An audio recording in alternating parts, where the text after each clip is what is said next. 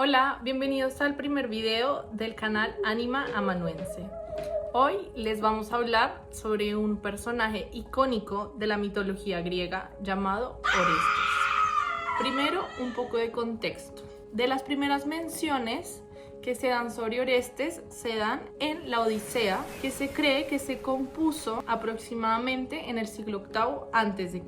No obstante, sus manifestaciones escriturales como tragedias se dan posteriormente, como lo es en el caso de la Orestiada de Esquilo, que se presenta en las fiestas dionisias de Atenas en el año 458 a.C.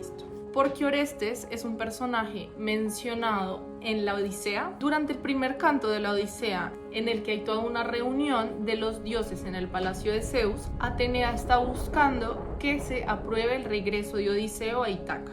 Pero no solo está buscando eso, a su vez quiere que su hijo Telémaco adquiera un poco la categoría de héroe, es decir, que él atraviese un periodo de formación y se presente al mundo griego como el héroe digno heredero de su padre. Para ello se habla de Orestes como modelo. ¿Por qué? Agamenón debe apaciguar la ira de los dioses porque había ofendido a la diosa de la casa, Artemisa, porque accidentalmente había cazado un ciervo sagrado. Como castigo, Artemisa detuvo el viento y los barcos no pudieron zarpar a Troya.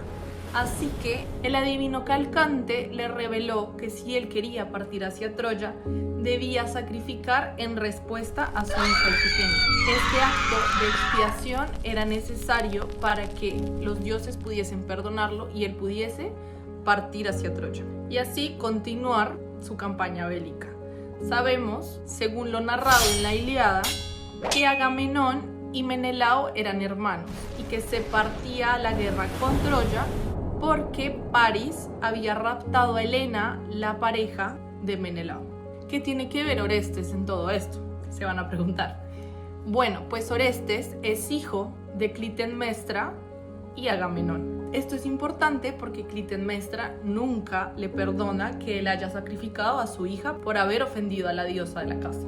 A lo largo de las tragedias griegas vamos a poder observar cómo la venganza es una manera en la que se establece la justicia y a su vez de qué manera establecemos cuáles son las leyes que se deben cumplir con nuestros amigos o enemigos. ¿Cuál es la lógica que prima sobre todas las demás en la cosmogonía griega? Entonces, ¿qué pasa? Agamenón y los demás aqueos, todos los demás griegos, duran 10 años en esta guerra de Troya. En la Ilíada nada más se narran los últimos 50 días aproximadamente y cuentan la ira que sufre Aquiles con Agamenón y la consecuente negación a seguir luchando y a dar por terminada la guerra de Troya. El actuar de Aquiles era fundamental para que esta guerra pudiese terminar y por fin los griegos pudiesen ganar.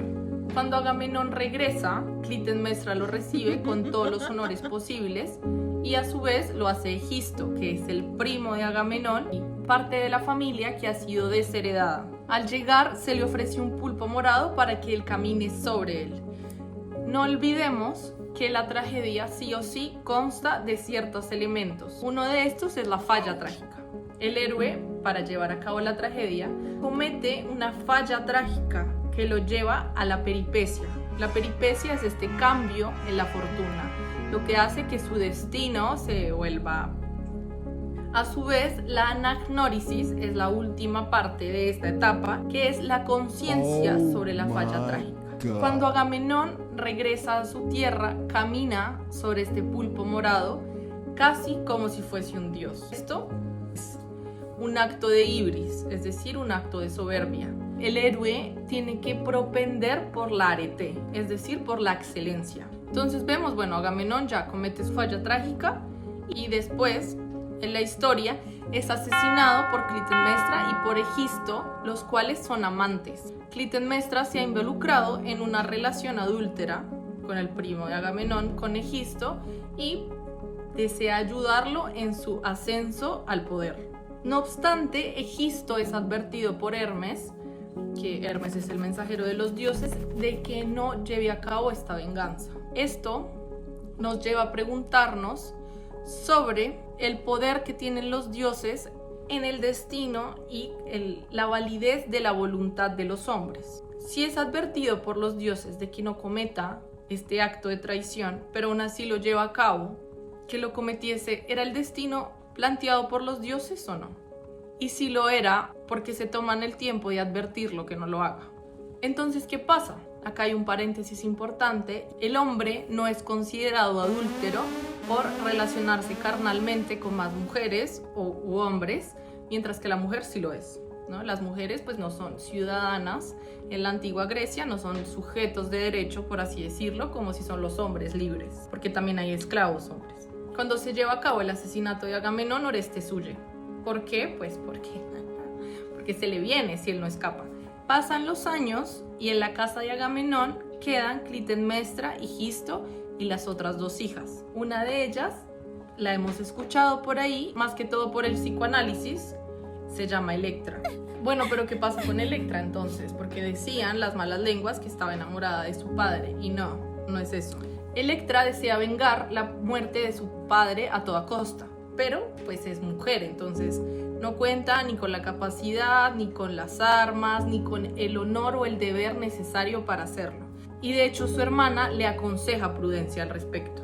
Entonces, ¿de qué se trata la Orestiada? La Orestiada consiste en 3 tragedias escritas por Esquilo, en las que se lleva a cabo el asesinato de Agamenón, es vengada la muerte de Agamenón a través del asesinato de Clitemnestra y Egisto a manos de Orestes, y a su vez es perseguido Orestes por las Erinias, que son las diosas de la justicia, por haber cometido un crimen de sangre, tal como asesinar a su propia madre, y ahí es presidido su juicio por Atenea.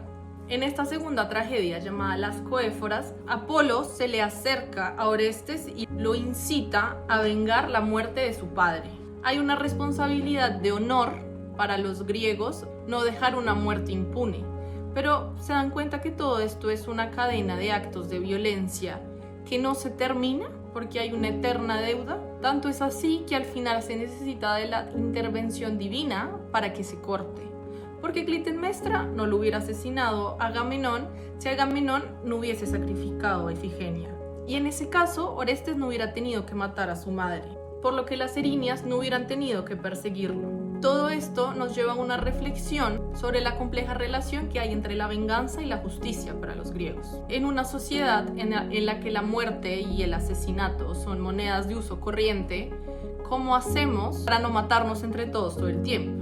Pues ahí hay una intervención de las leyes divinas. Es que no puedes matar a tu propia sangre. Por eso es que luego Orestes es perseguido por las Erinias. Vemos la importancia de que esta hombría, esta valentía se herede. Cuando Odiseo visita Tiresias en el inframundo para saber cómo regresar a Ítaca, se encuentra con Aquiles. Aquiles, de las primeras cosas que hace es preguntarle si su hijo ha heredado la cualidad de ser buen guerrero. ¿Por qué? Porque tal vez morir no era tan importante para los griegos como el morir bien y el vivir luchando. Entonces no solo hay una responsabilidad de Orestes por vengar, ajusticiar a los asesinos de su padre, sino también de él por ser un buen guerrero, por no ser cobarde.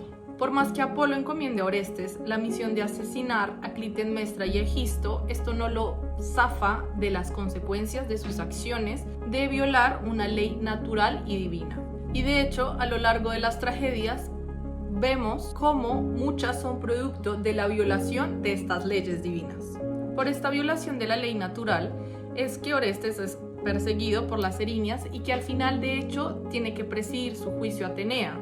Es decir, el hombre en sí mismo no puede perdonar esta violación de las leyes naturales como sí lo pueden hacer los dioses. Como ven, las tragedias griegas presentan una multifaceta de los seres humanos y los muestran como personajes complejos que cometen errores, sí o sí necesariamente, que se enfrentan a los designios de los dioses, que les siguen la corriente y que más allá de todo tienen que sufrir las consecuencias de sus actos, es decir, lo que hacen tiene consecuencias. Esta tragedia a su vez nos demuestra cómo hay ciertas leyes que priman sobre otras. ¿Por qué? Porque Clitemnestra asesina a Agamenón, sí, bueno, porque es amante de Egisto, pero también porque desea vengar la muerte de su hija Ifigenia, y aún así Orestes considera más lesivo el acto de su madre que el acto de su padre.